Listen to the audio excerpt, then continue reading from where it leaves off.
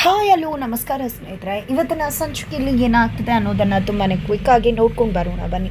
ಇಲ್ಲಿ ಶ್ರೇಷ್ಠ ತಾಂಡವ್ಗೆ ನಿಜಕ್ಕೂ ಕೂಡ ದೊಡ್ಡ ಶಾಕ್ನೇ ಕೊಟ್ಟಿದ್ದಾನೆ ಅಂತ ಹೇಳ್ಬೋದು. ತಾಂಡವ್ಗೆ ಗೊತ್ತಿಲ್ಲದೆ ಈಗ ತಾಂಡವ್ ಊಟದಲ್ಲಿ ಬರೆಸಿ ಇಲ್ಲಿ ತಾಂಡವ್ ಹಾಸ್ಪಿಟಲ್ ಸೇರೋ ಹಾಗೆ ಮಾಡಿದಾಳ.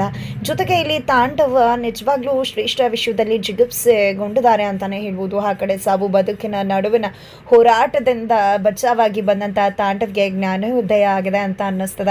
ಜೊತೆಗೆ ಕಡೆ ಶ್ರೇಷ್ಠ ಪೊಲೀಸ್ ಅವ್ರ ಹತ್ರ ನನ್ನ ಗಂಡ ತಾಂಡವ್ಗೆ ಅವರ ಫಸ್ಟ್ ವೈಫ್ ಅಂದರೆ ಎಕ್ಸ್ ವೈಫ್ ಹಾಗೆ ಆದಿ ಅಂತಕ್ಕಂಥ ವ್ಯಕ್ತಿ ಇಬ್ಬರು ಕೂಡ ತೊಂದರೆ ಕೊಟ್ಟಿದ್ದಾರೆ. ಅವರ ತೊಂದರೆಯನ್ನು ಸಹಿಸ್ಕೊಳ್ಳೋಕ್ಕಾಗ್ದೇ ಇವತ್ತು ನನ್ನ ಗಂಡ ಇಂಥ ಪರಿಸ್ಥಿತಿಗೆ ಬಂದಿರೋದು, ಇಂಥ ಕೆಟ್ಟ ಡಿಸಿಷನನ್ನು ತೊಗೊಂಡಿರೋದು, ದಯವಿಟ್ಟು ಅವ್ರಿಗೆ ಸರಿಯಾಗಿ ಬುದ್ಧಿ ಕಲಿಸಿ ಅಂತ ಹೇಳಿ ಶ್ರೇಷ್ಠ ಹೇಳ್ತಾರೆ. ಪೊಲೀಸ್ ಅವರು ಕೂಡ ಶ್ರೇಷ್ಠ ಮಾತನ್ನು ನಂಬ್ಕೋತಾರೆ. ಬಿಕಾಸ್ ತಾಂಡವ ಪತ್ರವನ್ನು ಬರೆದು ಹಾಕಿರ್ತಕ್ಕಂಥ ಒಂದು ಸಹಿ ಅಂತ ಹೇಳಿ ಆ ಒಂದು ಪತ್ರವನ್ನು ತೋರಿಸ್ತಾಳೆ ಶ್ರೇಷ್ಠ. ಹಾಗಾಗಿ ಪೊಲೀಸ್ ಅವರು ಕೂಡ ಅದನ್ನು ನಂಬ್ಕೋಬೇಕಾಗತ್ತೆ.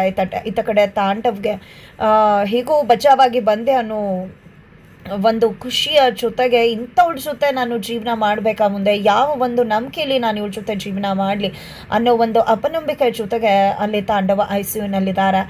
ಅದರ ಜೊತೆಗೆ ಈ ಕಡೆ ಆದಿ ಪ್ರಪೋಸ್ ಮಾಡಿದ್ರಿಂದ ಭಾಗ್ಯ ತುಂಬಾ ಡಿಸ್ಟರ್ಬ್ ಆಗಿದ್ದಾರೆ. ಆ ಕಡೆ ಆದಿ ಕೂಡ ನಾನು ಪ್ರಪೋಸೇ ಮಾಡಬಾರ್ದತ್ತು, ಭಾಗ್ಯ ನನ್ನನ್ನು ಒಬ್ಬ ಒಳ್ಳೆಯ ಗೆಳೆಯ ಅಂತ ಅಂದ್ಕೊಂಡಿದ್ರು.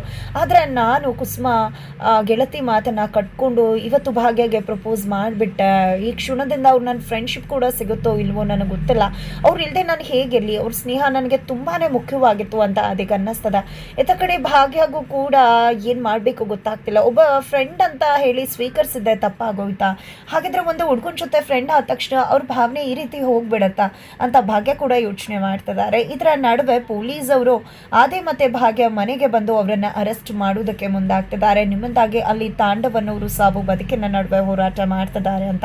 ಹಾಗಿದ್ರೆ ಇವರಿಬ್ಬರನ್ನ ಬಂದು ಕಾಪಾಡೋದು ಯಾರಾಗಿರ್ತಾರೆ, ಏನಾಗುತ್ತೆ ತಿಳ್ಕೋಬೇಕು ಅಂದ್ರೆ ಮುಂದಿನ ವಿಡಿಯೋಗೆ ವೇಟ್ ಮಾಡೋದನ್ನ ಮರಿಬೇಡಿ.